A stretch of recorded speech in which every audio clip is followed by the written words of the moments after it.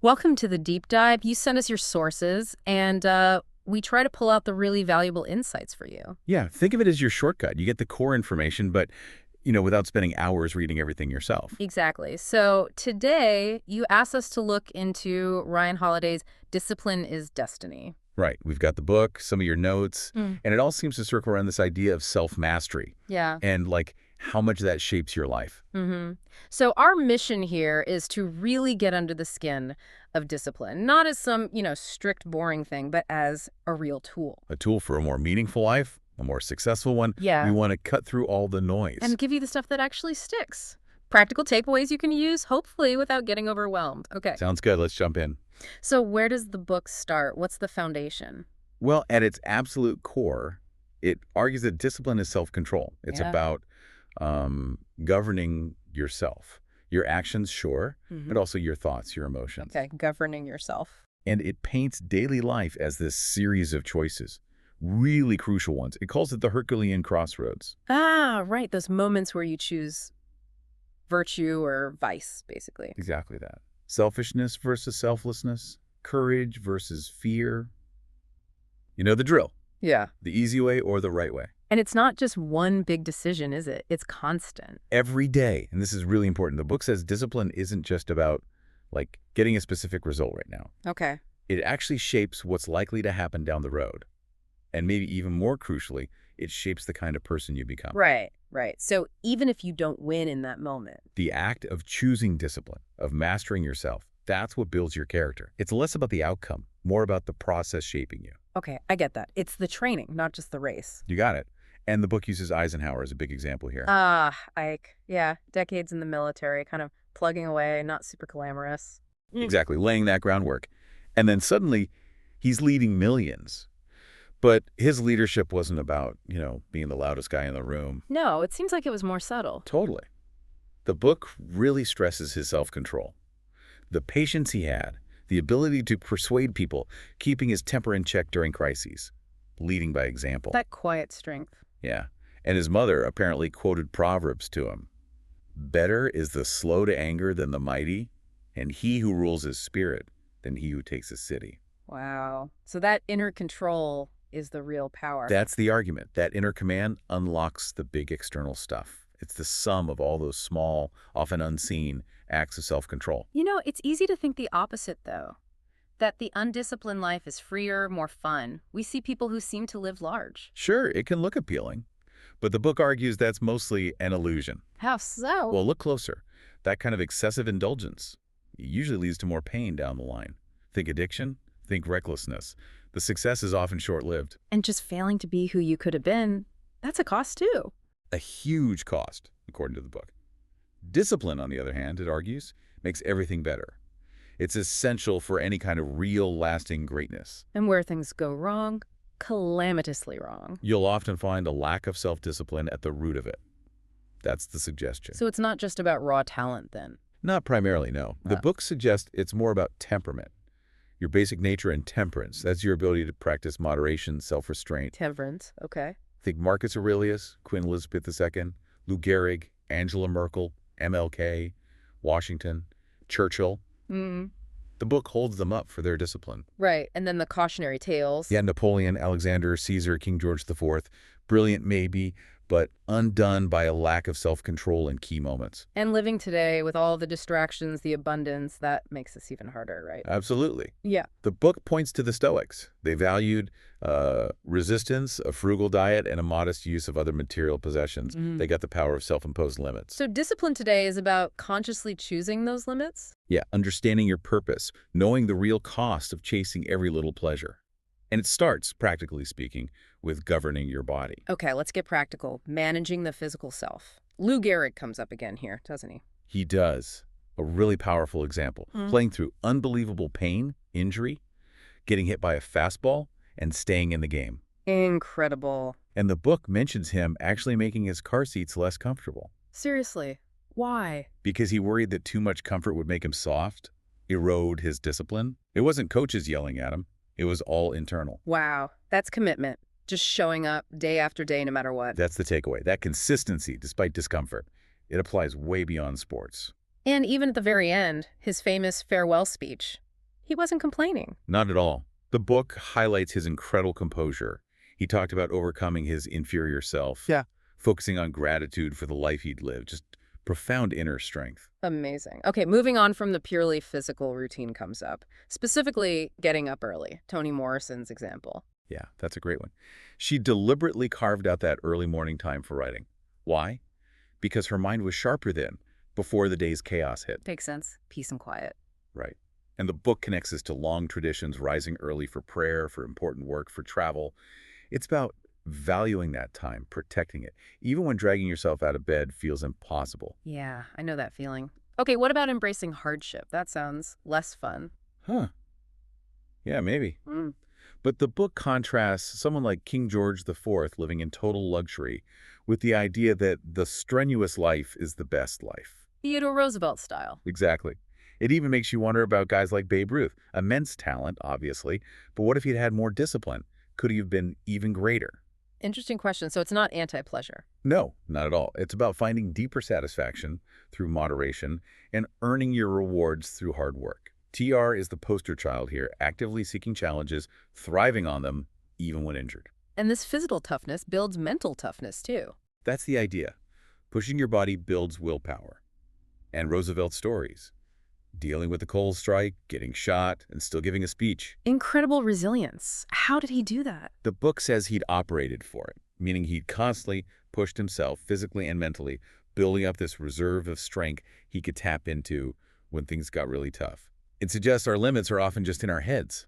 Okay. Now, for a lot of us, the struggle isn't starting something new, it's stopping something old. Bad habits. Eisenhower quitting smoking. Yeah, that's a standout story. 38 years, heavy smoker. Then just decided to stop. Cold turkey. Never look back. Wow. Just sheer willpower. Pure internal will. And the book turns it right back on you, the reader. What are you hooked on?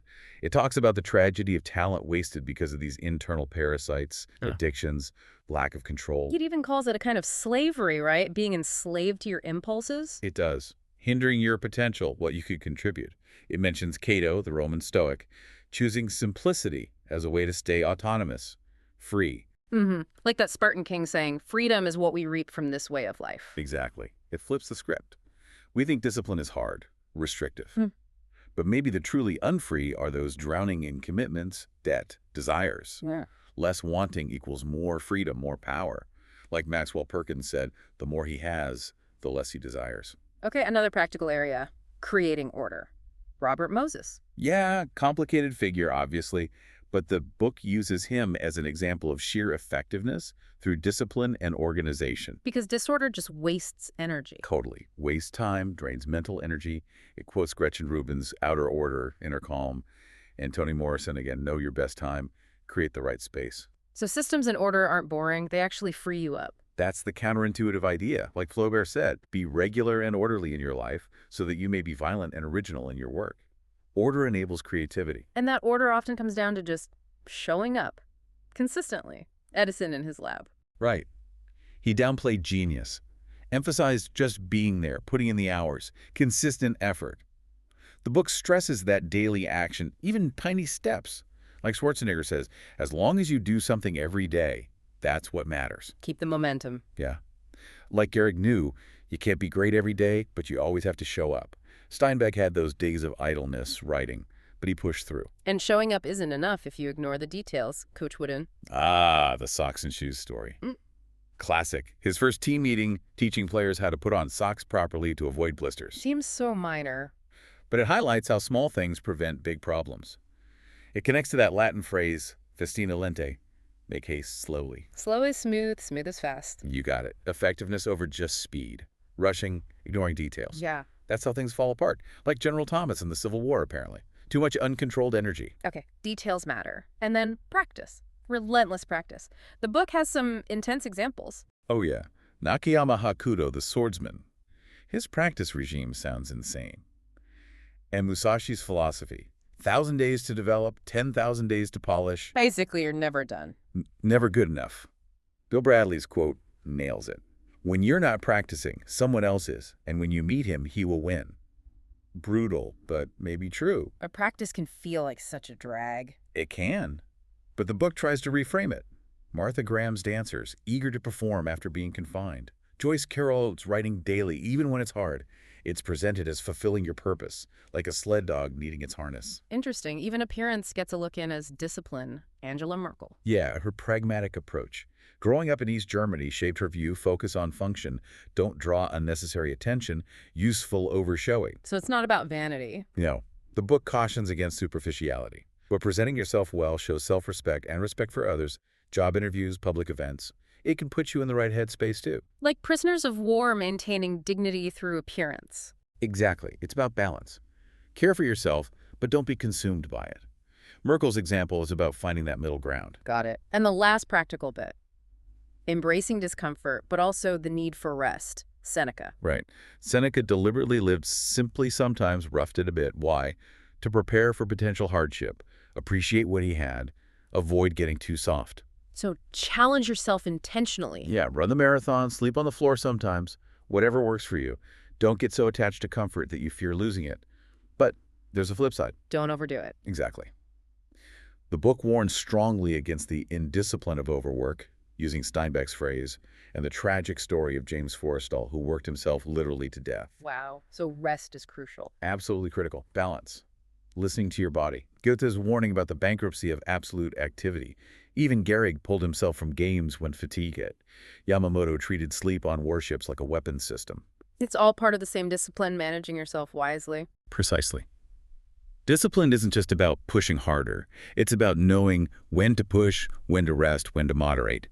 It's how you free yourself from just reacting to impulses or perceived limits. It lets you choose the hard right over the easy wrong. Okay, so that covers the foundation, the practical applications.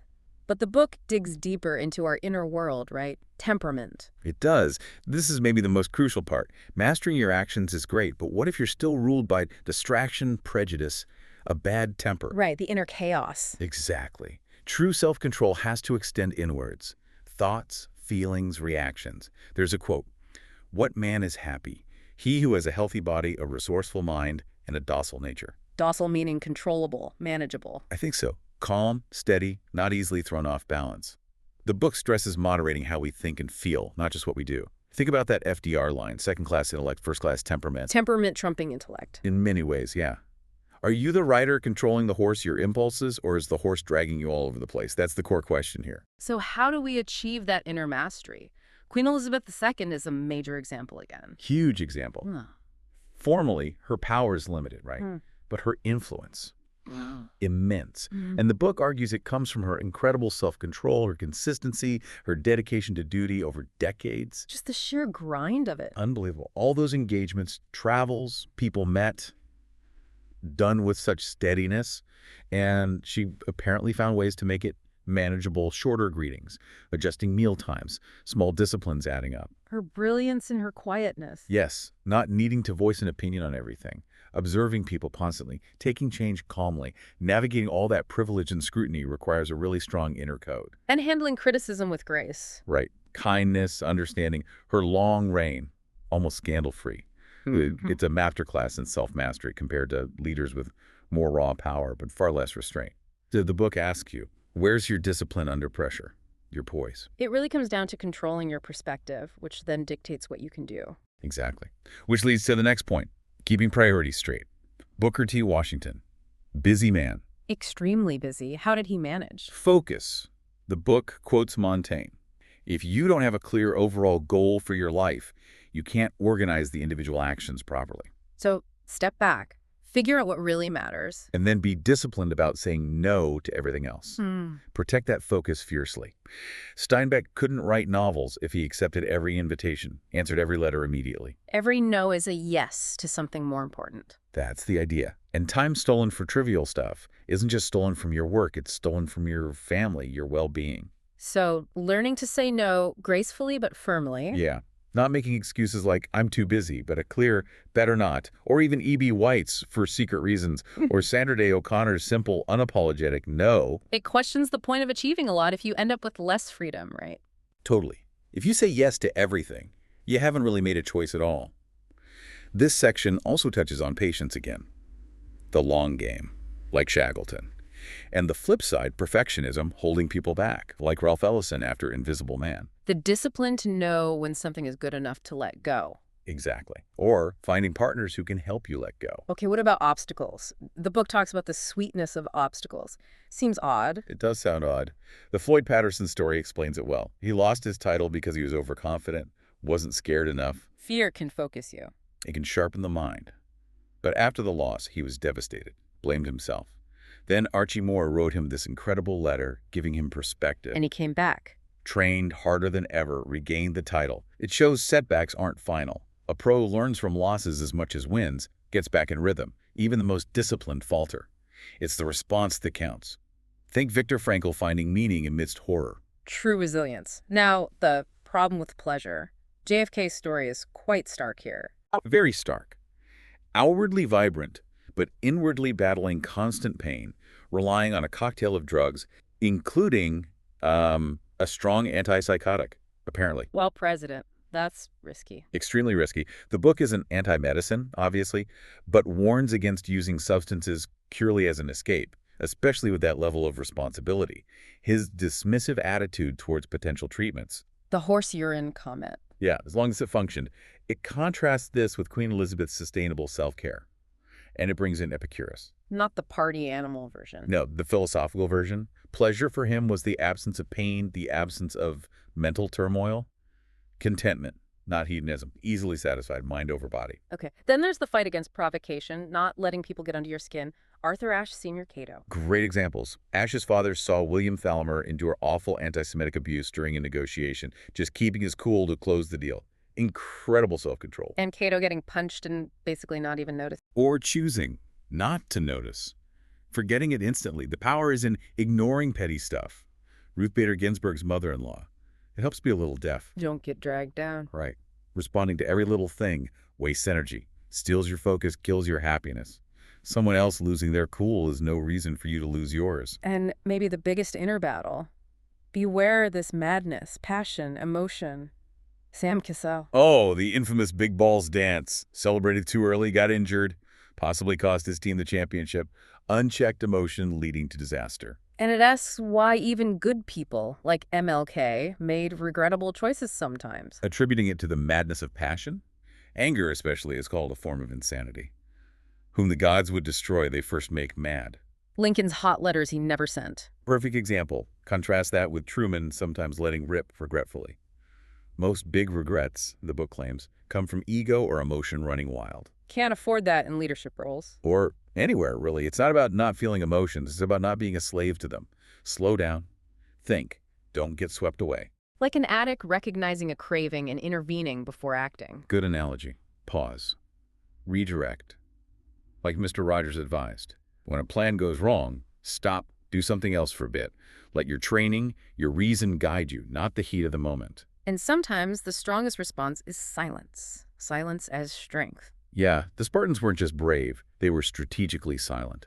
We feel this pressure now, right? To comment on everything instantly, online, in person. Constant reaction. But often, jumping in just causes problems, distracts you. The book asks, can you keep a secret? Bite your tongue, let things go. Endure being misunderstood sometimes. Finding the balance between speaking up and staying quiet. Exactly. Freedom of speech doesn't mean you have to speak about everything. Zeno, 2 ears, 1 mouth.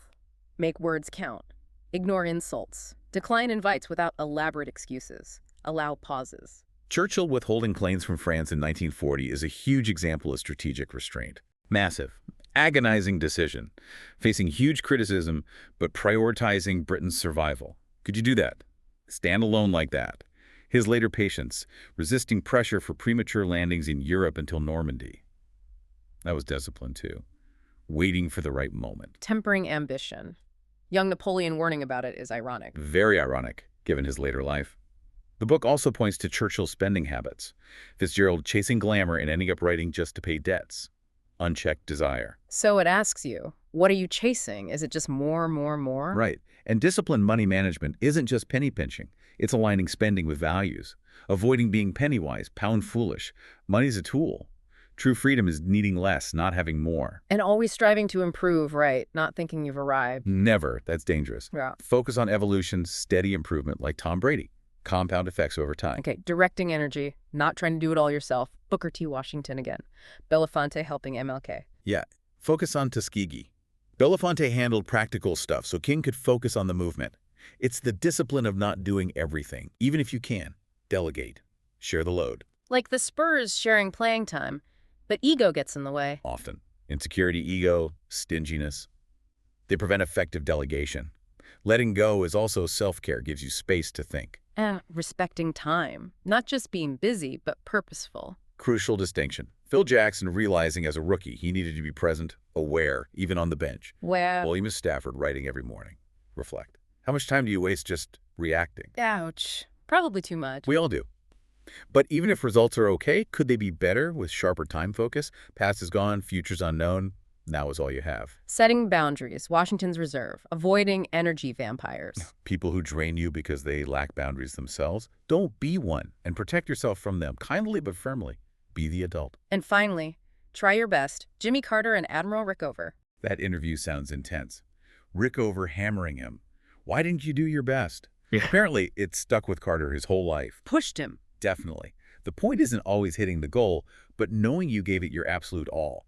That's where character is built. Not trying fully is the real failure, leading to stagnation. The book uses Antoninus Pius and Marcus Aurelius as exemplars here. Yes, models of governing themselves first. Logic, calm, order, decisiveness, but also compassion.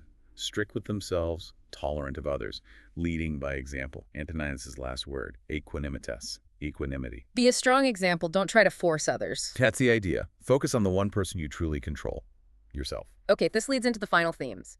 Giving away power, Washington again. His resignation, inspired by Cincinnatus, giving up ultimate power. The book calls it the epitome of temperance, incredibly rare. We're wired to grab power, not relinquish it. Exactly. True strength is knowing when to let go, share it. Contrast Washington with Nero clinging on. The U.S. founders knew the danger of concentrated power. Churchill turning down a dukedom. Washington freeing his slaves. Ultimate acts of relinquishing power for principle. Then turn the other cheek. MLK's response to being hit. Astonishing strength. Love in the face of hate. Can you do that? Persevere in your cause despite setback sacrifices. Dunkirk is another example. A defeat turned into something inspiring. Through order, discipline, heroism, and retreat. Sometimes living to fight another day takes more discipline than charging ahead. Socrates retreating calmly from battle.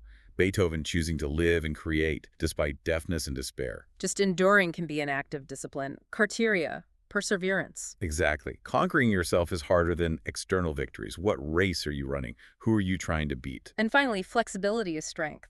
Discipline shouldn't become rigid. Critical point. Musashi almost died from being too rigid. Thoreau apparently became less effective as he aged, grew inflexible. Discipline needs to adapt. Merkel's simple lifestyle despite huge power. Cato's staying disciplined in old age. Yeah, success paradoxically demands more discipline, not less, to avoid complacency. Queen Elizabeth carrying on after Philip's death. Inner strength, Marcus Aurelius. His spirit found satisfaction anywhere. So the higher you go, the stricter you need to be with yourself. That's the argument. While being tolerant of others, self-mastery requires increasing demands on yourself, but also that inner adaptability. It's the path, the moderating force. Right, the ongoing choice, daily. Virtue on paper is useless. Study needs practice. The four virtues, courage, temperance, justice, wisdom, they're meant to build character for the moments that matter. The people studied weren't perfect, but showed up when it counted. Exactly, Steinbeck's Tim shall thou mayest. That powerful idea of choice, individual responsibility, willpower. So the final question hangs there. Discipline is destiny. Will you choose it? That's the challenge. Wow. Okay, so coming up for air after all that. Discipline is clearly way more than just, gritting your teeth. It's this whole way of managing yourself inside and out. Yeah, a really holistic approach. Self-mastery, impacting everything. And hopefully, by pulling out these stories and ideas from your sources, we've given you a good handle on it efficiently. We definitely encourage you to chew on these examples, these core concepts. Think about where they might connect with your own life, those everyday choices. Absolutely. And maybe here's a final thought to take away. Don't just focus on what you want to achieve. Think about the kind of person you want to become through this daily practice, this daily choice of self-discipline. Yeah, what destiny are you actively forging for yourself right now?